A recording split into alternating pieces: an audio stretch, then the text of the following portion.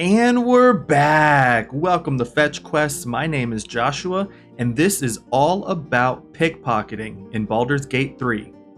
The game is full of surprises, and I had a lot of fun making this video, and my hope is that you take away something you didn't know before. When you finish watching, you'll have all the tips and tools you need to become a master thief. Or at least a thief that can break out of jail when you get caught. Or you can just murder the innocent for their loot. Let's get right into it. Thank you for being here. Starting off with the basics. Any character can steal items littered around the world.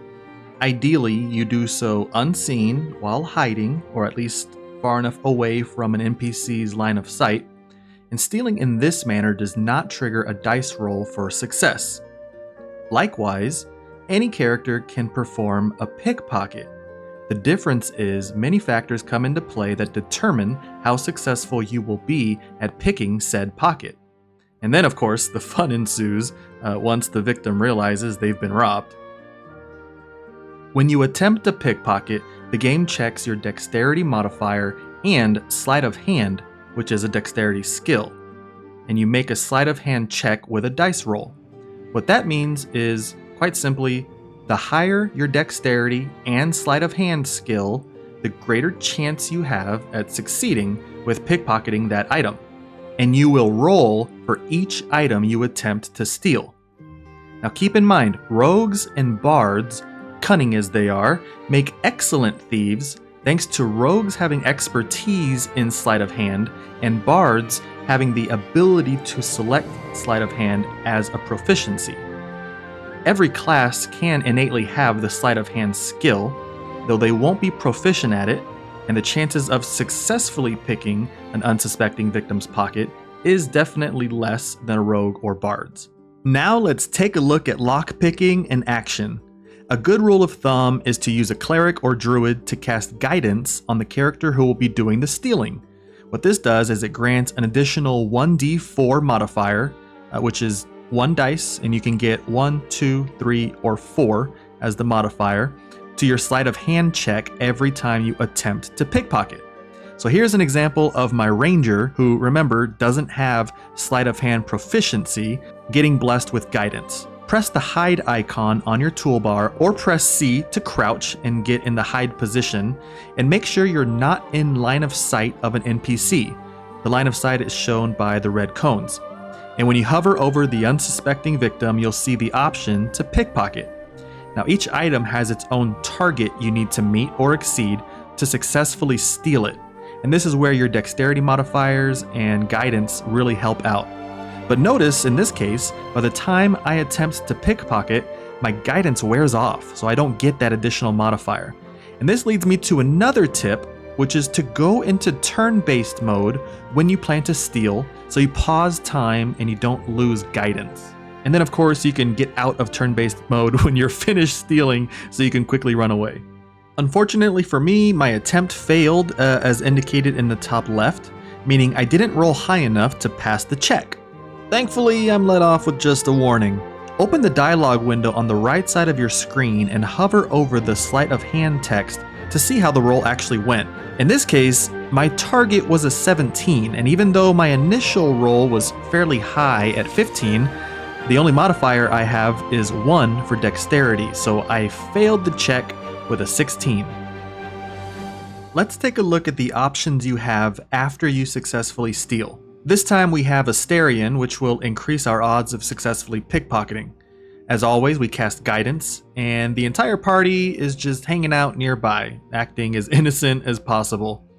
This time, keep an eye on what we roll for the same item with that target of 17. It's 11, and somehow successful. Hold on, we gotta check the dialogue window. So sure enough, our initial dice roll resulted in 11. But check out all of the modifier goodies. Our total Sleight of Hand modifier is 7, and then we got a 4 on guidance roll, bringing our total to a whopping 22 off of the initial 11 that we rolled. It's absolutely bonkers. So we left the entire team here to demonstrate what happens when you get caught. You'll get chased down by the NPC you robbed or by a nearby guard. And here we have 4 options. You can go to prison, We can roll to try and talk our way out of it, bribe them with gold, or attack. If we choose to go to prison, the character who got caught has all of their inventory shoved inside a nearby chest. And this is where you have the flexibility to roleplay any way you see fit to gain access to that chest, and also to get your character who's currently in prison out. In this case, we distract the prison guards with our fancy words, and we have Will access the chest. And look!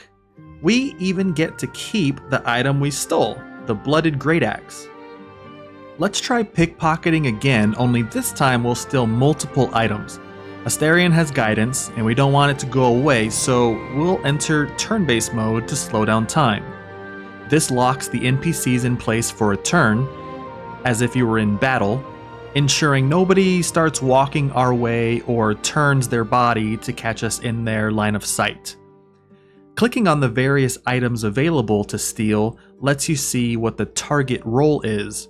You don't actually attempt to steal until you click the steal button, so don't be afraid to click around and see what your options are. As we steal the items, you can see each role happening in the dialogue window. Alright, I think that's enough for now. This poor guy is just trying to make a living after all. We can create some distance between us and the NPC we committed the crimes on, thanks to still being in turn-based mode. We haven't ended our turn yet, so the other characters don't get a chance to move. We can toggle out of turn-based mode, making everything real time again, and we can run away. It seems as though we're in the clear. Notice how this works for a while, and it seems we got away with it. But the guard is still on high alert, so if we travel back to the scene of the crime, we still get a stern talking to. We'll try and talk our way out this time. Various charisma modifiers come into play here, not dexterity with the sleight of hand as you are pickpocketing. Since we have a cleric in the party with guidance, we might as well get the 1d4 bonus, and just barely got it. So we get to hold on to our stolen items. In addition, notice we are still on speaking terms with the NPC we pickpocketed. That's good to know. Fun fact, if you get caught stealing with Astarion and you choose the option to bribe by paying gold, Astarion gains an inspiration point because he's rich and you just roleplayed the heck out of him, so nice work. Next, what happens if our character who didn't do the stealing gets talked to by the victim? I want to pickpocket this guy here, so sometimes you have to get a little creative to get line of sight away from you. Will tried distracting this group, but they didn't turn to look at him, so the red area still remained the same. Thankfully, after the dispute was resolved, the group dispersed, opening up our rogue to pickpocket the unsuspecting merchant. We do the deed, and after Astarion runs away, the little dude makes a beeline for our party. Will presents himself as a shield, and we are presented with 3 options. We can return what we stole, and it will get removed from Astarion's inventory. We can plead ignorance, or we can mutilate the bloke. Since Will didn't do the stealing, he says we are free to go. But check this out. Look how relentless this merchant is. He approaches each of our party members, asking them the same questions. And then he finally makes his way to the actual culprit, Astarion. And this time, we can't plead ignorance. Instead, Astarion is presented with various options he'll need to make a dice roll on. Or, of course, you can pay in gold. So we passed the check, thankfully, and it obviously wasn't us. Although I'm pretty sure he's still suspicious of us, as he doesn't budge. Lastly, this part was a lot of fun. And also, if you've made it this far, thank you so much. You are the whole reason I make YouTube videos, so if I made you laugh or you learned something, feel free to give it a thumbs up and subscribe if you haven't already. You're awesome. Does it still count as pickpocketing if we straight up murder them and loot the corpse? All I tried to do here was steal something and then run away. I wasn't sure what lengths the NPCs would go to hunt me down. And turns out, great lengths. I jumped down at the perfect time and nearly die. It triggers the dialogue, so I just chose to attack. But he's way up there and I'm way down here. That rude bear was the reason I couldn't use the lift. I run far enough away to flee combat, then I had to make the trek all the way back around. Once I'm back at the top, I noticed the merchant wasn't back at his usual spot. He was literally waiting for me up here. What the heck? Look at him casually stroll by like he wasn't just after my throat. Now, while he doesn't throw fisticuffs anymore, his disposition towards me is very low. Hold grudges much? Stop living in the past, move on with your life.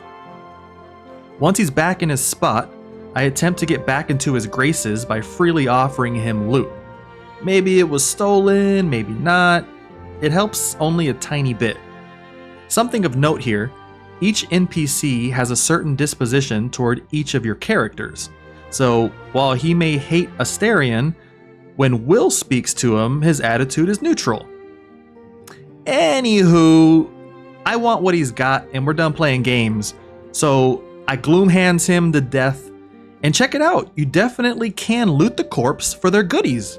There you have it, my guide on pickpocketing, which I hope answered some of your questions and equipped you to be the best darn thieves in the Forgotten Realms.